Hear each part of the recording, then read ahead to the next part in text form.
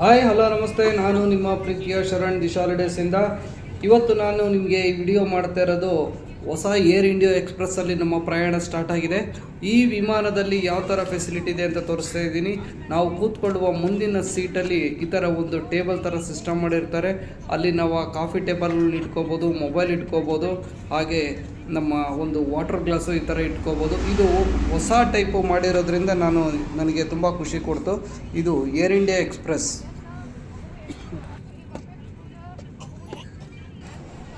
ಹಾಗೆ ಈ ಕಡೆಯಿಂದ ಬೇರೆಯವರು ಪಾಸ್ ಆಗಬೇಕು ಅಂದರೆ ಅದನ್ನು ಕ್ಲೋಸ್ ಮಾಡಬೇಕು. ಇದು ಒಂದು ಎಕ್ಸ್ಟ್ರಾ ಕೊಟ್ಟಿದ್ದಾರೆ, ಕಾಫಿ ಗ್ಲಾಸ್ನ ಅಥವಾ ವಾಟರ್ ಬಾಟ್ಲ ನಾವು ಇಡಲಿಕ್ಕೆ ಇದು ಅವಕಾಶ ಇದೆ. ಮತ್ತು ಕೆಳಗಡೆ ನಮ್ಮ ಫೈಲ್ಸು ಮೊಬೈಲ್ಗಳನ್ನು ಇಡಲಿಕ್ಕೆ ಅವಕಾಶ ಕೊಟ್ಟಿದ್ದಾರೆ. ಲಾಕಿಂಗ್ ಸಿಸ್ಟಮ್ ಇದೆ. ಒಂದು ಹೊಸ ಥರ ಸೀಟ್ ಸಿಸ್ಟಮ್ನ ಈ ಒಂದು ಫ್ಲೈಟಲ್ಲಿ ಮಾಡಿದ್ದಾರೆ ಏರ್ ಇಂಡಿಯಾ ಎಕ್ಸ್ಪ್ರೆಸ್ಸಲ್ಲಿ. ಹಾಗೆಯೇ ಲೆಗ್ ರೆಸ್ಟಿಗೆ ತುಂಬ ಸಾಫ್ಟಾಗಿರುವಂಥ ಫೋಮನ್ನು ಬಳಸಿದ್ದಾರೆ. ಇದು ನೋಡಿ ಸೀಟ್ ಬೆಲ್ಟು. ಹಾಗೆ ಸೀಟು ಸಹಿತ ಸಖತ್ ಸಾಫ್ಟಾಗಿದೆ. ನಮ್ಮ ಬೇರೆ ವಿಮಾನಗಳಲ್ಲಿ ತುಂಬ ರಫ್ ಇರ್ತದೆ, ಇದರಲ್ಲಿ ಒಂದು ಲಕ್ಸುರಿ ಫೀಲ್ ಬರ್ತದೆ ಅಂತ ನಾವು ಹೇಳ್ಬೋದು.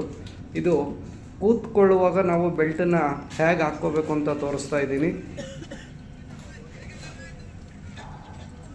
ನೋಡಿ. ಈ ಥರ ಬೆಲ್ಟ್ ಇರುತ್ತೆ, ಒಂದು ಸೈಡು ಟೈಟು, ಒಂದು ಸೈಡು ಲೂಸ್ ಮಾಡ್ಕೋಬೇಕು. ಈ ಥರ ಎಳೆದ್ಬಿಟ್ಟು ನಮಗೆ ಎಷ್ಟು ಸೈಜ್ ಬೇಕೋ ಅಷ್ಟು ಸೈಡಿಗೆ ಎಳೆದ್ಬಿಟ್ಟು ನಮ್ಮ ಸೊಂಟಕ್ಕೆ ಇದನ್ನು ಬೆಲ್ಟನ್ನು ಹಾಕ್ಕೋಬೇಕು. ಯಾಕೆಂದರೆ ಫಸ್ಟ್ ಟೈಮ್ ವಿಮಾನದಲ್ಲಿ ಪ್ರಯಾಣ ಮಾಡೋರಿಗೆ ಇದನ್ನು ಯಾವ ಥರ ಯೂಸ್ ಮಾಡಬೇಕು ಅಂತ ಗೊತ್ತಿರಲ್ಲ. ಈ ಇನ್ನೊಂದು ಭಾಗದಲ್ಲಿ ಆ ಲಾಕ್ ಇರ್ತದೆ, ಅದನ್ನು ಓಪನ್ ಮಾಡಿದರೆ ನಿಮ್ಮ ಸೀಟ್ ಬೆಲ್ಟು ಓಪನ್ ಆಗುತ್ತೆ ನೋಡಿ. ಈ ಥರ ಇಟ್ಟು ಲಾಕ್ ಮಾಡೋದ್ರಿಂದ ನಿಮ್ಮ ಸೀಟು ಫುಲ್ ಟೈಟಾಗಿ ಬೆಲ್ಟ್ ಕೂರ್ತದೆ. ಅದನ್ನು ತೆಗೆದ್ರೆ ಹಾಗೆ ವಾಪಸ್ ಬರ್ತದೆ. ಆ ಲಾಕನ್ನು ಓಪನ್ ಮಾಡಿದರೆ ಸೀಟ್ ಬೆಲ್ಟ್ ನಿಮ್ಮನ್ನು ಓಪನ್ ಆಗಿ ಕೂರುತ್ತೆ. ಇದು ಕೂರಿಸುವ ವಿಧಾನ. ಜಸ್ಟ್ ಅದರೊಳಗಡೆ ತುರ್ಕೋದ್ರಿಂದ ಲಾಕ್ ಆಗುತ್ತೆ. ಇಷ್ಟೇ ಸೀಟ್ ಬೆಲ್ಟ್ ಹಾಕೋದು. ಎಷ್ಟೋ ಜನಕ್ಕೆ ಅದು ಗೊತ್ತಿರಲ್ಲ, ಹಾಗಾಗಿ ಈ ವಿಡಿಯೋನ ನಿಮಗೆ ಮಾಡಿ ತೋರಿಸ್ತಾ ಇದ್ದೀನಿ. ಇದು ಓಪನ್ ಮಾಡೋದು ತುಂಬ ಸಿಂಪಲ್. ಹಾಗೆ ಮೇಲ್ಗಡೆ 4-5 ಲೈಟಿಂಗ್ಸ್ ಇರ್ತದೆ.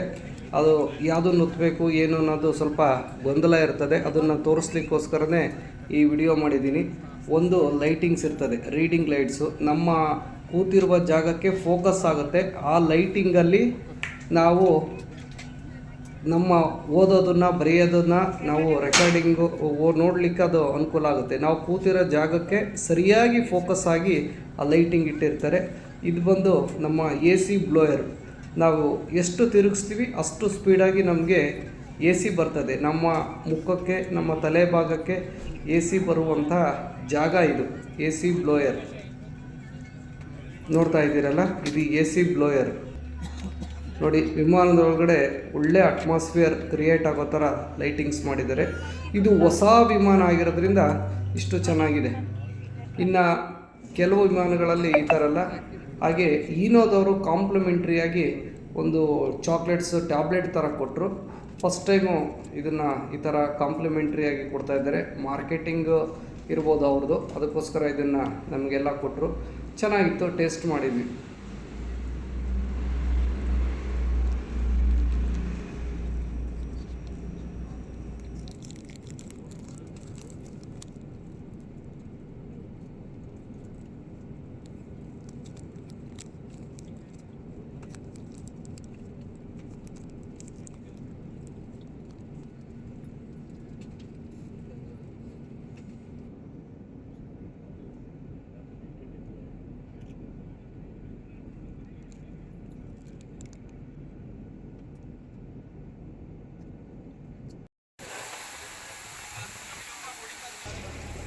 ಅಷ್ಟರಲ್ಲಿ ನಮ್ಮ ವಿಮಾನ ಬಂದು ತಲುಪಿದ್ದು ಅಯೋಧ್ಯೆ ಏರ್ಪೋರ್ಟು. ತುಂಬ ಪುಟ್ಟದಾದ ಏರ್ಪೋರ್ಟ್ ಆದ್ರೂ ರಾಮನ ಒಂದು ಮಂದಿರದ ಕಲ್ಲುಗಳನ್ನು ಬಳಸಿ ಅದೇ ಥರದ ಒಂದು ಕಲ್ಲರ್ನಲ್ಲಿ ನಮ್ಮ ವಿಮಾನ ನಿಲ್ದಾಣವನ್ನು ಒಂದು ತಯಾರು ಮಾಡಿದ್ದಾರೆ. ಒಳಗಡೆ ಎಲ್ಲ ತುಂಬ ಅಚ್ಚುಕಟ್ಟಾಗಿ ಹೊಸ ಥರದ ಒಂದು ವಿಮಾನ ನಿಲ್ದಾಣವನ್ನು ತಯಾರು ಮಾಡಿದ್ದಾರೆ. ತುಂಬ ಚಿಕ್ಕ ಏರ್ಪೋರ್ಟ್ ಆದ್ರೂ ಚೊಕ್ಕದಾಗಿದೆ. ಹಾಗೆ ಶ್ರೀರಾಮನ ಲೀಲೆಗಳನ್ನು ತುಂಬ ಅರ್ಥಗರ್ಭಿತವಾಗಿ ಚಿತ್ರವನ್ನು ಬಿಡಿಸಿದ್ದಾರೆ. ರಾಮಲೀಲೆಯನ್ನು ಸಂಪೂರ್ಣವಾಗಿ ನಾವು ಏರ್ಪೋರ್ಟಲ್ಲಿ ನೋಡ್ಬೋದು. ಎರಡೇ ಬೆಲ್ಟ್ ಇರೋದ್ರಿಂದ ನಮಗೆ ಲಗೇಜ್ ತೊಗೊಳೋದು ಅಷ್ಟೊಂದು ಗೊಂದಲ ಆಗಲಿಲ್ಲ. ಸರಿಯೂ ನದಿಯಲ್ಲಿ ನಡೆಯುವಂತಹ ಒಂದು ಲೈಟಿಂಗ್ಸ್ ಇರ್ಬೋದು, ಆಮೇಲೆ ದೀಪಾರತಿ ಇರ್ಬೋದು, ಇದನ್ನೆಲ್ಲ ಒಂದು ಚಿತ್ರಗಳಲ್ಲಿ ನಾವು ಕಾಣಲಿಕ್ಕೆ ಇಷ್ಟಪಡ್ತೀವಿ. ವುಡ್ ವರ್ಕನ್ನು ಸಹಿತ ನಮ್ಮ ಮನಸ್ಸನ್ನು ಸೂರೆಗೊಳ್ಳುತ್ತೆ. ಅಲ್ಲಲ್ಲಿ ಹಾಕಿರುವ ಪೇಂಟಿಂಗ್ಸ್ಗಳು ತುಂಬ ಒಂದು ಅದ್ಭುತವಾದ ವಿಶೇಷವಾದಂಥ ಒಂದು ಕಾಳಜಿಯನ್ನು ನೋಡಲಿಕ್ಕೆ ನಮಗೆ ವ್ಯಕ್ತಪಡಿಸುತ್ತೆ. ಎಷ್ಟು ಚೆನ್ನಾಗಿದೆ ಪೇಂಟಿಂಗ್ಸ್ಗಳು, ವರ್ಕ್ಗಳು, ರಾಮಲೀಲೆ, ಕೃಷ್ಣನ ಒಂದು ಕಲಾಕೃತಿಗಳನ್ನು ನಾವಿಲ್ಲಿ ನೋಡ್ಬೋದು. ಅಯೋಧ್ಯೆಗೆ ಶ್ರೀರಾಮ ಬಂದಿರುವ ಒಂದು ಚಿತ್ರ ಇದೆ, ರಿಟರ್ನ್ಸ್ ಆಫ್ ಲಾರ್ಡ್ ರಾಮ. ಇದರ ಒಂದು ಚಿತ್ರವನ್ನು ನಾವಿಲ್ಲಿ ನೋಡ್ಬೋದು. ರಾಮನನ್ನು ಯಾವ ರೀತಿ ಎಲ್ಲರೂ ಸಡಗರದಿಂದ ಸ್ವಾಗತಿಸ್ತಾ ಇದ್ದಾರೆ. ಈ ಒಂದು ಚಿತ್ರ ನನಗೆ ಭಾಳ ಖುಷಿಯನ್ನು ಕೊಡ್ತು. ಶ್ರೀರಾಮನ ಬರುವಿಕೆಯನ್ನು ಎಲ್ಲರೂ ಸಹಿತ ಸ್ವಾಗತಿಸ್ತಾ ಇದ್ದಾರೆ. ಶ್ರೀರಾಮನ ಪುಣ್ಯಸ್ಥಳ ಅಯೋಧ್ಯೆಯಲ್ಲಿ, ಅಯೋಧ್ಯೆ ಏರ್ಪೋರ್ಟಲ್ಲಿ ಕಂಡಂತಹ ಚಿತ್ರಗಳಿದೆಲ್ಲ.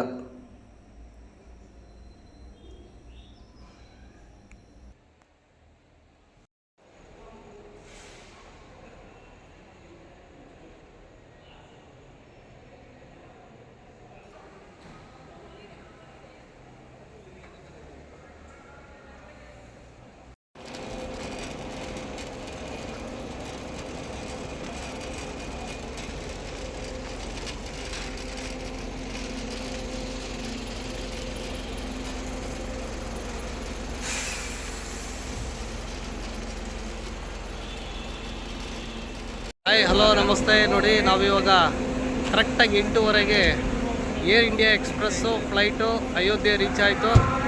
ಅಯೋಧ್ಯೆ ಒಂದು ಹೊಸ ಪುಟ್ಟ ವಿಮಾನ ನಿಲ್ದಾಣಕ್ಕೆ ಬಂದು ಇಳಿದಿದ್ದೀವಿ. ನಮ್ಮ ವಾಹನ ಬಂದು ರೆಡಿ ಇದೆ, ಚಿತ್ರಗುಪ್ತ ಟ್ರಾನ್ಸ್ಪೋರ್ಟ್ ವೆಹಿಕಲ್ಲು. ಇಲ್ಲಿಂದ ಈಗ ಹೋಟೆಲ್ಗೆ ಹೋಗಿ ಬ್ರೇಕ್ಫಾಸ್ಟ್ ಮುಗಿಸ್ಕೊಂಡು ಮುಂದಿನ ಕಾರ್ಯಕ್ರಮ ನೋಡೋಣ. Thank you very much.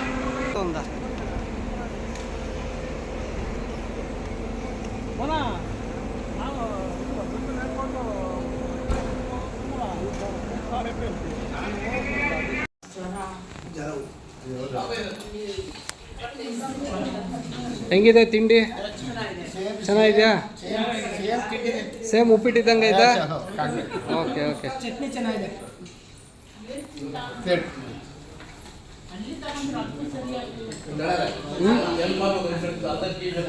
Ready ಇದೆ, ಕೊಡಿಸ್ತಾನೆ.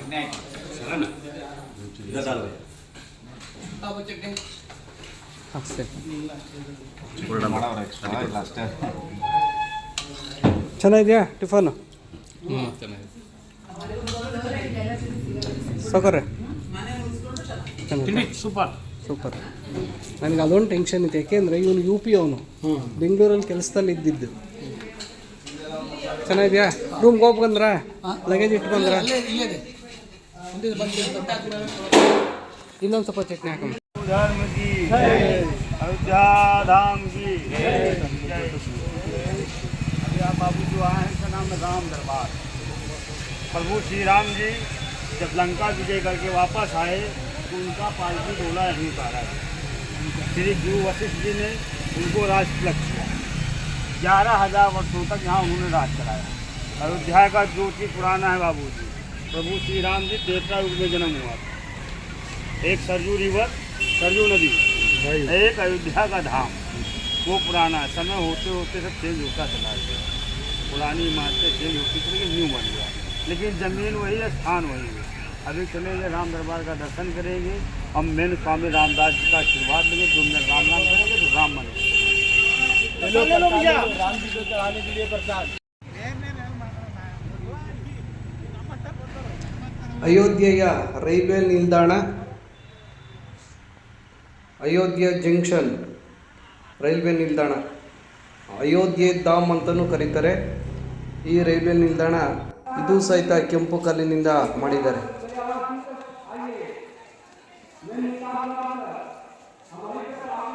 ಶ್ರೀರಾಮನನ್ನು ನೋಡಲು ಸರತಿ ಸಾಲಿನಲ್ಲಿ ನಾವು ನಡೆದು ಹೋಗ್ತಾ ಇದ್ದೀವಿ. ರಾಮಲಲ್ಲನ ದರ್ಶನಕ್ಕೆ ಎಲ್ಲ ಸಡಗರದಿಂದ ಬಿಳಿ ವಸ್ತ್ರವನ್ನು ಧರಿಸಿ ಕೇಸರಿಯ ಶಾಲನ್ನು ಹಾಕ್ಕೊಂಡು ಹೋಗ್ತಾ ಇದ್ದೀವಿ. ಚೆಕಪ್ ನಡೆಯುತ್ತೆ, ಬಾಡಿ ಚೆಕಪ್ಪು. ಇದಾದ ನಂತರ ನಾವು ಒಳಗೆ ಎಂಟ್ರಿ ಆಗ್ತೀವಿ. ರಾಮಲಲ್ಲನ ದರ್ಶನಕ್ಕೆ ನಮ್ಮ ಪ್ರಯಾಣ. ಹಾಯ್ ಹಲೋ ನಮಸ್ತೆ, ನಾನು ಶರಣ್ ದಿಶಾ ಹಾಲಿಡೇಸಿಂದ. ಇವತ್ತು ರಾಮ ಮಂದಿರದಲ್ಲಿದ್ದೀವಿ. ಅಯೋಧ್ಯೆ ರಾಮ ಮಂದಿರದಲ್ಲಿದ್ದೀವಿ. ನೋಡ್ತಾ ಇದ್ದೀರಾ ಅಯೋಧ್ಯೆಯಲ್ಲಿ ನಡೀತಿರುವ ಕೆಲಸ ಕಾರ್ಯಗಳು. This is Ayodhya.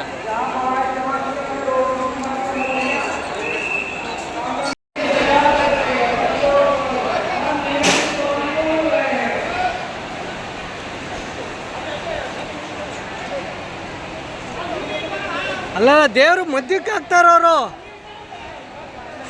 ಅಡ್ಡ ಬಿಡ್ಡ ಆಗುತ್ತೆ.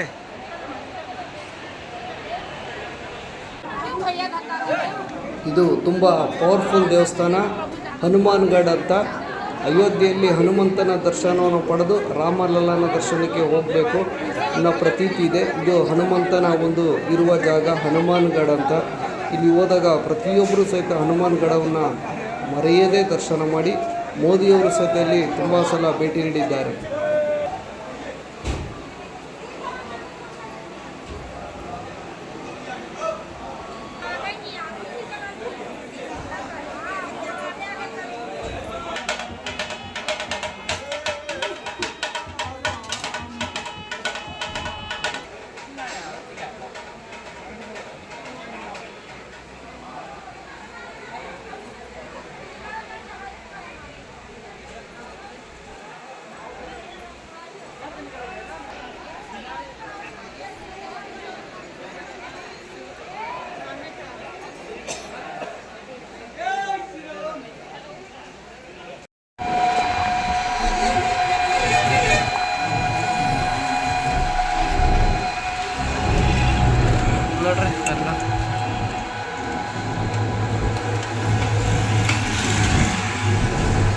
ರಸ್ತೆಯ ಎರಡೂ ಬದಿಯಲ್ಲಿ ರಾಮಾಯಣದ ಒಂದು ಕಥಾ ಹಂದರವನ್ನು ತುಂಬ ಸೊಗಸಾಗಿ ಬಿಡಿಸಿದ್ದಾರೆ. ಕಣ್ಣು ಮನಗಳು ತುಂಬ ಸಂತೋಷಗೊಳ್ಳುತ್ತೆ ಈ ರೋಡಲ್ಲಿ ಹೋಗ್ತಾ ಇದ್ದರೆ.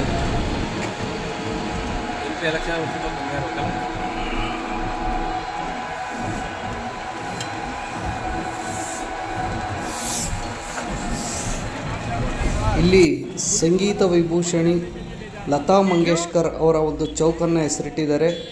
ಸಂಗೀತದ ಪ್ರತೀಕವಾಗಿ ಒಂದು ವೀಣೆಯನ್ನು ಇಟ್ಟಿದ್ದಾರೆ. ಇದಕ್ಕೆ ಲತಾ ಮಂಗೇಶ್ಕರ್ ಚೌಕ್ ಅಂತ ಕರೀತಾರೆ. ಹಾಗೆ ರಾತ್ರಿ ಸರಯೂ ನದಿ ದಡದಲ್ಲಿ ಲೈಟಿಂಗ್ ಶೋ ನಡೆಯುತ್ತೆ. ಒಂದು 7ರಿಂದ 8:30 9 ಗಂಟೆವರೆಗೂ ಲೈಟ್ ಶೋ ನಡೆಯುತ್ತೆ. ತುಂಬ ದೊಡ್ಡದಾದಂತಹ ನದಿ ದಡದಲ್ಲಿ ಈ ಲೈಟ್ ಶೋ ದೂರದಲ್ಲಿ ಕೂತ್ಕೊಂಡು ನೋಡಲಿಕ್ಕೆ ತುಂಬ ಮನಸ್ಸಿಗೆ ಸಂತೋಷ ಸಿಗುತ್ತೆ. ದಯಮಾಡಿ ಎಲ್ಲ ಪ್ರವಾಸಿಗರು ಇಲ್ಲಿಗೆ ಹೋದಾಗ ಆ ಲೈಟಿಂಗ್ ಶೋ ಟೈಮಿಂಗನ್ನು ತಿಳ್ಕೊಂಡು, ಮಳೆ ಇಲ್ಲದಿರೋ ಟೈಮಲ್ಲಿ ಭಾಳ ಅದ್ಭುತವಾಗಿರುತ್ತೆ ನೋಡಲಿಕ್ಕೆ. ಕೂರಲಿಕ್ಕೆ ಹೊರಗಡೆನೇ ಎಲ್ಲ ವ್ಯವಸ್ಥೆಗಳಿದೆ, ಕಟ್ಟೆಗಳಿದೆ, ಸ್ಟೆಪ್ಸ್ ಇದೆ. ಅಲ್ಲಿ ಕೂತು ಈ ಲೈಟಿಂಗ್ ಶೋನ ನೋಡ್ಬೋದು. ರಾಮಾಯಣದ ಕಥೆಯನ್ನು ಇಲ್ಲಿ ಲೇಸರ್ ಶೋ ಮುಖಾಂತರ ಬಿತ್ತರಿಸ್ತಾರೆ. ಚೆನ್ನಾಗಿದೆ ಲೈಟಿಂಗ್ ಶೋ ನೋಡಲಿಕ್ಕೆ. ಒಂದು 1 ಅವರ್ ಅಥವಾ 40 ಮಿನಿಟ್ಸ್ ತನಕ ಈ ಲೈಟಿಂಗ್ ಶೋ ನಡೆಯುತ್ತೆ. ಇದರ ಪಕ್ಕದಲ್ಲೇ ಸರಯೂ ನದಿಯಲ್ಲಿ ಆರತಿ ನಡೆಯುತ್ತೆ. ಸರಯೂ ಆರತಿ ಅಂತ ಕರೀತಾರೆ. ಆರತಿ ಇದು ಎರಡು ಒಂದೇ ಟೈಮ್ ನಡೆಯೋದ್ರಿಂದ ಸ್ವಲ್ಪ ಓಡಾಡಲಿಕ್ಕೆ ಗೊಂದಲ ಆಗುತ್ತೆ. ಟೈಮನ್ನು ಮ್ಯಾನೇಜ್ ಮಾಡಿಕೊಂಡು ಇದನ್ನು ನೋಡಬೇಕು. ನೋಡಿ, ನಮ್ಮ ದಿಶಾ ಹಾಲಿಡೇಸ್ ಟೀಮು ಇಲ್ಲೆಲ್ಲ ಕಸ್ಟಮರ್ನ ಕರ್ಕೊಂಡೋಗಿ ನಮ್ಮ ಗೆಸ್ಟ್ಗಳನ್ನ ಎಲ್ಲ ಥರದ ಒಂದು ವ್ಯವಸ್ಥೆಯನ್ನು ಮಾಡಿ ನೋಡ್ಕೊಂಡು ಕರ್ಕೊಂಬರುತ್ತೆ. ಅದಕ್ಕೆ ದಿಶಾ ಹಾಲಿಡೇಸ್ ಎಲ್ಲ ಥರದ ಸುಖಕರವಾದ ಪ್ರಯಾಣಕ್ಕೆ ದಿಶಾ ಹಾಲಿಡೇಸ್ ಕಾಂಟ್ಯಾಕ್ಟ್ ಮಾಡಿ.